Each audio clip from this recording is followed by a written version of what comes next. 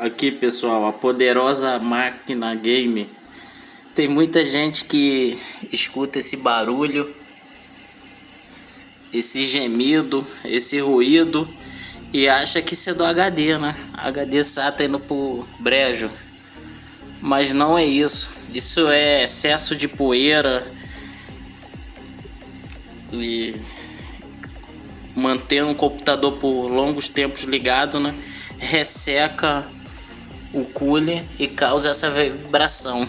Então eu vou estar abrindo o computador aqui, fazendo uma limpeza e uma lubrificação no cooler. Aqui o estado da máquina, tupido de poeira, né? Isso causa mau contato, aquecimento. O barulho aqui é do cooler da fonte, uma fonte Maxtro, uma fonte fraquinha, está entupida de poeira. É um computador básico aqui de escritório, né? Vou estar abrindo aqui e limpando. O ideal é trocar a pasta térmica, mas eu vou fazer uma limpeza aqui com um pincelzinho limpo. Vou abrir a fonte também e vou fazer aquela lubrificação no cooler com uma gotinha de óleo e um pinguinho de graxa no cooler, né?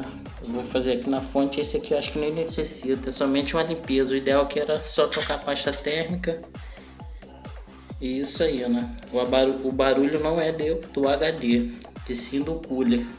Está quase travando por excesso de quantidade de tempo ligado, né? Que excede sua vida útil. E a poeira ainda complica mais esta situação, né?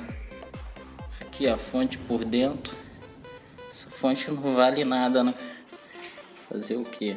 Aqui está o cooler. Ele tem essa proteção aqui da descrição. Embaixo da descrição geralmente tem essa tampinha. Isso aqui, acho que 90% dos coolers é desta forma, né? Esse cooler aqui não é rolamento. E aqui uma gotinha e um pinguinho de graxa aqui dentro. Não pode exceder, não pode deixar excesso, porque se pingar na placa vai acabar queimando. Então aqui está, ó, pessoal, ó. Está ligado. Escutem o barulho da fonte. Vou estar parando aqui do processador, ó. O barulho da fonte. Então esse barulhozinho é normal, né? É o padrão aí do funcionamento do cooler.